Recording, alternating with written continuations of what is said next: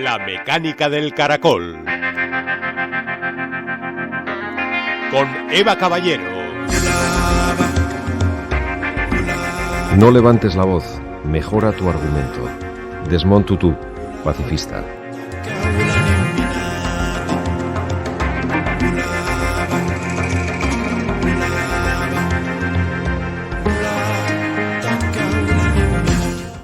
Hace 700 años Europa dejaba atrás un periodo de bonanza económica y demográfica y se enfrentaba a una crisis sistémica en todos los niveles. Un clima más frío, tras un largo periodo templado, trajo malas cosechas. El siglo XIV comenzó con una gran hambruna y remató a una población exhausta la epidemia de peste negra de 1348. La población descendió, se abandonaron tierras, se desequilibró la estructura comercial. Las convulsiones sociales llevaron a la inestabilidad política y a la guerra. La Europa feudal llegaba a su fin. En este contexto, en el País Vasco se produjo la Guerra de Bandos, un periodo de luchas continuas entre señores que controlaban pequeños territorios y que fueron evolucionando desde expediciones de pillaje y enfrentamientos particulares a conflictos entre bandos y villas. A caballo entre el siglo XV y el XVI se crean villas, la gente se une en núcleos urbanos para centralizar actividad económica, para protegerse de ataques y comienzan a organizarse para que ese ambiente urbano fuera mejorando en cuestiones, por ejemplo, como la higiene pública. El mundo había vuelto a cambiar. ¿Qué puede aportar la ciencia para analizar las consecuencias de haber llevado a la Tierra al agotamiento? ¿Cómo hacer una transición a un modelo mejor? Nuestro colaborador, el geólogo Antonio Arechavala, es uno de los ponentes de este ciclo y nos explicará el sentido de esta iniciativa.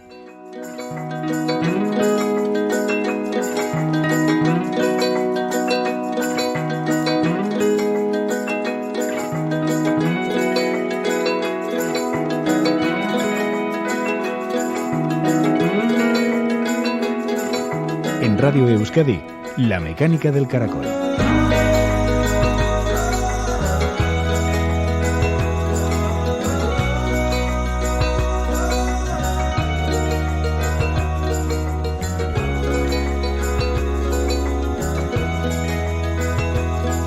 Aunque no siempre lo tengamos en cuenta, vivimos en un mundo con recursos limitados, con unas desigualdades norte-sur muy relevantes, una situación que pasa factura en formas muy diversas. Esta crisis sistémica es objeto de análisis de una serie de charlas organizadas por el Ateneo Navarro y que se están desarrollando en el Planetario de Pamplona estos días. Antonio Arechavala, geólogo y profesor de la Escuela de Arquitectura de la Universidad de Navarra, será el encargado de cerrar el ciclo mañana jueves. ¿Qué tal, Antonio? Arratsaldeón. Arratsaldeón, ¿qué tal? Buenas tardes. Hay que añadir que además eres el vocal de ciencias del Ateneo Navarro, con lo cual... Y el organizador de estas charlas. Y el organizador de estas charlas, claro. Veíamos tu mano detrás de este tema porque sabemos que es un tema, los que te seguimos, que te gusta y que te gusta además especialmente divulgar. Todo lo que tiene que ver con esto que se ha dado en llamar crisis sistémica. ¿Por qué la podemos llamar así? Bueno, pues porque afecta a todo, a prácticamente todo movimiento del ser humano en este planeta y a todo lo que es la propia biosfera, ¿no? Y por eso está detrás de cada movimiento que se hace en bolsa, detrás de cada especulación que se hace con la riqueza que existe en el planeta. Vamos, que es una crisis geológica, así de claro. Uh-huh. Se habla poco de estos temas, Antonio, el por qué de pronto hacer estas charlas, organizar este ciclo. Mira, es una pregunta muy recurrente porque en todos los científicos que estamos en red en esto, y estamos bastantes ya, somos, sobre todo en los últimos 2 años ha crecido mucho la comunidad científica, que estamos verdaderamente preocupados por estos temas, que atañen sobre todo a lo que es la componente de cambio climático, el fin de los recursos y la crisis sistémica que abarca a todo, ¿no? Que muy difícil va a ser tocar, digamos, que el final de un capitalismo que muere de éxito, ¿no?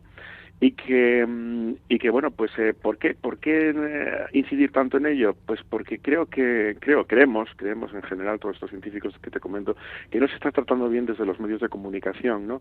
Y los de masas me refiero en general, no todos, ¿no? Pero en general no se está tratando bien el tema, no se comprende muy bien y sobre todo creo que la sociedad vive bastante anestesiada ante los problemas, ¿no? Ahora no estamos para problemas, tenemos bastantes problemas como para que encima te venga un grupo de frikis científicos a comentarte que la cosa está peor de lo que nos dicen, ¿no? Y esto yo creo que es una especie de rechazo que se produce en la sociedad, ¿no? Sin embargo, somos de la opinión de que nosotros somos muy optimistas, es decir, que una vez que somos capaces de detectar el diagnóstico, de dar con la clave de dónde hunde sus raíces más profundas esta crisis, poder solucionarla. El problema está que también nos hemos dado cuenta de que hemos tomado el camino opuesto, ¿no? Bueno, el primero de los temas que se analizaron es ahora además una cuestión de mucha actualidad, aunque no siempre se aborde en los medios de comunicación de la forma que comentabas. Tiene que ver con las crisis migratorias. Como consecuencia no solo de guerras y de pobreza, también el cambio climático está afectando mucho a los movimientos de población. Ha sido siempre así. Imagino que hace mucho tiempo nuestros antepasados salieron de África empujados en cierta manera por cambios de clima, pero es que ahora la situación que se crea en los países de destino de estas personas pues llega a ser absolutamente insostenible. Es verdad. El problema está que, bueno, nosotros podemos ver un mapa de migraciones, lo puedes encontrar en imágenes de internet o en cualquier atlas de historia, ¿no? De cuáles han sido las migraciones en cualquier siglo, incluso en épocas prehistóricas, debido a muchas cuestiones. Entre ellas estaban los cambios climáticos que se han dado alrededor de la Tierra, ¿no? Esas migraciones se daban en zonas localizadas, acababan en otras zonas. Justo además cuando empezó pues el descubrimiento de América se dieron muchas migraciones. Lo que pasa es que ahora es una migración que no hay a dónde ir, digamos, ¿no? Hay países que no tienen a dónde ir. Pueden cambiar de una zona geográfica a otra dentro del propio planeta, pero como la crisis afecta a todo el planeta y el cambio climático afecta a todo el planeta, no tenemos un segundo planeta al que acudir para evitar los problemas que se están dando de eventos extremos, de falta de fertilidad de los suelos y bueno, en general pues todas estas cosas que las vemos como negativas y como auténticas desgracias, ¿no? Que además estaban avanzadas, no es una cosa que hace 10 años decían, bueno, en un futuro será esto, hace 10 años era muy poquito tiempo, pero es que hace 5 años todavía seguíamos diciendo, bueno, que es que tal, van a venir, y ahora que lo tenemos encima y que muchos de los pasos que hemos dado ya son irreversibles, aquí está y seguimos prácticamente igual, ¿no? Esperemos y confiamos muchos de los científicos en que en diciembre en París se tomen medidas, pues creo que efectivas de una vez por todas, ¿no? Va a ser muy difícil porque esto afecta también a un cambio económico tremendo, ¿no? Y yo creo que también el sistema económico, en cierto modo si explicamos la crisis sistémica, también ha tocado su techo, ¿no? Es decir, el propio capitalismo, como comentaba, está ahora mismo gastando muchos de sus recursos, muchos de su energía, mucho de su economía, tanto física como inmaterial, ¿no?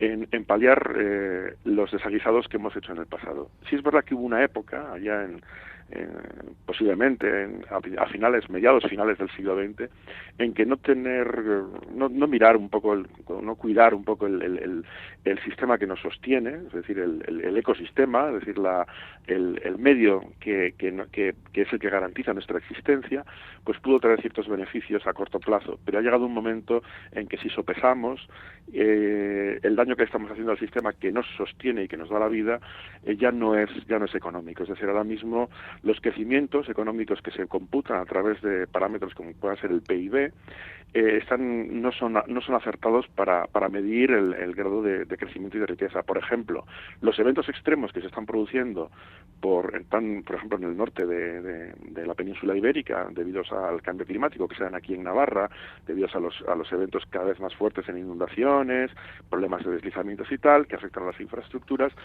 son un gasto económico que empieza a ser importante y lo gracioso es que ese gasto económico, ese reparar, pasa a formar parte del PIB, entonces parece que estamos creciendo cuando en realidad estamos cerrando las grietas de nuestros propios errores, ¿no? Uno de los temas precisamente, o el gran tema, me imagino, que vais a abordar en tu charla de mañana, en este ciclo de charlas sobre esta crisis sistémica, tiene que ver con las posibilidades que tenemos de cara al futuro de mejorar un mundo que ya nos está lanzando avisos de que el ciclo se termina, de que hay que tener ideas nuevas para un mundo nuevo. En este sentido, nadie tiene una bola de cristal para ver el futuro, pero ¿qué ideas te gustaría trasladar mañana? Bueno, tenemos la mitad del camino lo tenemos hecho, porque entre la utopía y la distopía sabemos perfectamente cuál es lo que no podemos hacer, con lo cual el 50% ya está hecho. Ya sabemos por dónde no tenemos que ir, ¿no? Y precisamente muchos de los caminos que hemos tomado han sido esos. propuestas que vamos a dar, hacer un análisis rigurosamente científico de la situación, ¿no? Entonces, luego esto, por supuesto, hay que comunicarlo a nuestros dirigentes y en ello estamos. Y todo este tipo y todo este conjunto de divulgaciones, todo escritos que sacamos, que intentamos colar en los medios de comunicación de masas, es un poco para ir también mentalizando a la gente de que el problema no es un problema económico que empezó en 2008 con Lehman Brothers. El problema es un problema mucho más grande, es sistémico y bueno, una vez localizada lo que es el diagnóstico de dónde está el problema, de qué hablamos, pues entonces dar las soluciones. Soluciones, desde luego que las hay, pero lo fundamental de todo es ver con certeza y localizar con certeza dónde está el auténtico problema. Entonces, claro, como se nos está contando que si son religiosos, que bueno, puede ser en los movimientos de las migraciones, se nos está contando que son debidos al expolio, ¿no?, de lo que es los medios y los recursos de muchas zonas de la Tierra, que muchos de ellos son verdad, pero de todas formas la crisis es muy poliédrica, tiene muchas visiones. Por eso hemos traído, cuando a mí me tocó organizarlo y quise hacerlo en 3 jornadas, hemos traído a diferentes formas de verlo, ¿no? Por supuesto que lo que es el cambio climático es fundamental porque es el pilar, digamos, por el que más daño vamos a sufrir en el futuro, ¿no?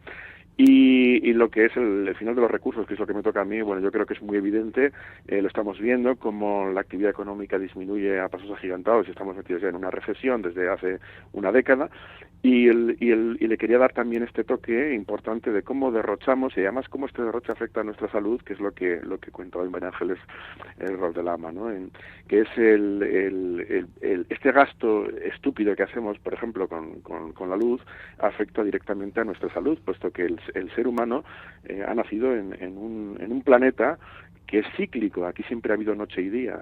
Todo en toda la biología, toda la vida ha crecido en los últimos millones de años, y especialmente el organismo llamado ser humano en los últimos cientos de miles de años se ha desarrollado a través de lo que son un moldeado, un esculpido de ciclos noche y día.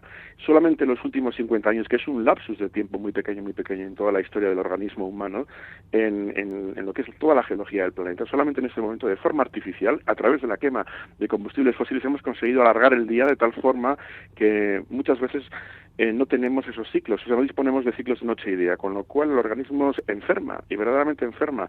Se pueden explicar muchas enfermedades, no solamente psicosomáticas, que afectan, por ejemplo, al devenir de lo que es el pensamiento, etcétera, sino puramente físicas, como muchos cánceres, se pueden explicar directamente por esta disrupción cronológica, ¿no?, que supone el no vivir en un día muy claro con mucha luz y una noche oscura, ¿no? Entonces hemos alargado el día con unas actividades de 24 horas, muchas veces 7 días a la semana, y bueno, pues eso al final acaba pasando una factura tremenda a lo que es la oxidación, al ciclo hormonal y finalmente a la generación de patologías muy indeseadas, ¿no? ¿Con qué conclusión vais a terminar? Decías en algún momento que os gustaría plantear soluciones a los futuros administradores. Entiendo que estáis pensando también ya un poco, como hemos comentado en alguna ocasión, en clave de esas elecciones generales que bueno, pues que están ahí a la vuelta de la esquina. Bien, vamos a ser honestos con la situación que tenemos y vamos a decir que ese santo y seña de todo partido político, de ese santo y seña, ¿no?, que es el crecimiento infinito de toda propuesta económica, pues es inviable. Es decir, es tocar primero ese resorte, asumir que ya no se puede crecer más en un planeta finito, o sea, que no se puede crecer de forma infinita en un planeta de recursos finitos. Tener muy claro que el consumo de ciertas sustancias que nos da el planeta, como puedan ser los hidrocarburos, incluso otras commodities geológicas como el cobre, etcétera, tienen un límite y son las que han ido construyendo. No pueden crecer a ese ritmo del 3%. Fíjate, por ejemplo, yo pongo es un trazo muy grueso, pero pongo un ejemplo muy claro de una ciudad, por ejemplo, como pueda ser pues Donosti, ¿no? Donosti, en 100 años, si es verdad que quisiéramos crecer a ese 3% de media, que es la panacea, ¿no?, supuestamente para crear empleo, evitar la pobreza y tal, llegaría a tener sería una ciudad de unos casi 4 millones de habitantes, en la que se producirían unas 600 toneladas diarias no sé si eran 6.000, me parece, 6.000 toneladas diarias de desechos, ¿no? Una ciudad como Pamplona acabaría con prácticamente 7 millones de habitantes y necesitaría unas 20 Volkswagen alrededor de la ciudad para poder tener el mismo nivel de crecimiento que se promete, ¿no? Es decir, es absurdo, ¿no? No habría ni recursos energéticos, ni había recursos para poder llevar esto. Una ciudad como Madrid, con 7 millones, no creo que eran 70 millones de habitantes, me parece que salía, era una barbaridad. Y un país como España, que en ese momento alcanzaría aproximadamente los 700 millones de habitantes, ¿no? No habría recursos ni alimenticios, ni de ningún tipo para poder generar riqueza, ni tampoco para poder gestionar los desechos que se podrían. Es decir, que eso es lo primero, comentar el absurdo de que no se puede crecer más, ¿no? Entonces, el decrecimiento no es malo, es decir, se le ha puesto siempre la etiqueta de algo malo y sin embargo no lo es. Es decir, el decrecimiento es una imposición geológica, lo vamos a hacer sí o sí, entonces es mejor que lo hagamos por las buenas que no por las malas, ¿no? Es decir, simplemente asumir los ciclos naturales en todos los sentidos y entonces tomar medidas de optimización del uso de los recursos a través de la eficiencia, como hablábamos el otro día, por ejemplo, de la geotermia y de otras cuestiones que abarcan a la arquitectura y al urbanismo, el preparar un medio que sea resistente y resiliente, es decir, que cada vez que tengamos un embate de la propia naturaleza sea capaz de salir en poco tiempo y además salir fortalecido de esas experiencias, y lo que es bueno también el asumir que hay que ir consumiendo menos recursos contaminantes y sustituyéndolos por energías limpias, ¿no? Entonces, lo poco que nos queda ya de accesible, de recursos sucios, ¿no?, ir utilizándolos para esa transición. Bueno, pues estas son algunas de las ideas que van a salir a relucir en esta charla que dará Antonio Arechavala a partir de las 7:30 de la tarde en el Planetario de Pamplona, la tercera y última charla de este ciclo sobre la crisis sistémica de nuestro planeta. Un aforo, me imagino, importante el que podéis tener, pero bueno, siempre estas cosas hay que aconsejar ir con tiempo, ¿verdad? Porque... Bueno, no te creas, tenemos que luchar contra el Barça y el Madrid, eso es tremendo. Estamos todos en la misma lucha, Antonio, programa de radio, tú, en fin, la crisis sistémica, estamos todos y el fútbol. Sí. Eso es otro tema de charla para otro día. Muy bien. Gracias, Antonio. Agur. Agur.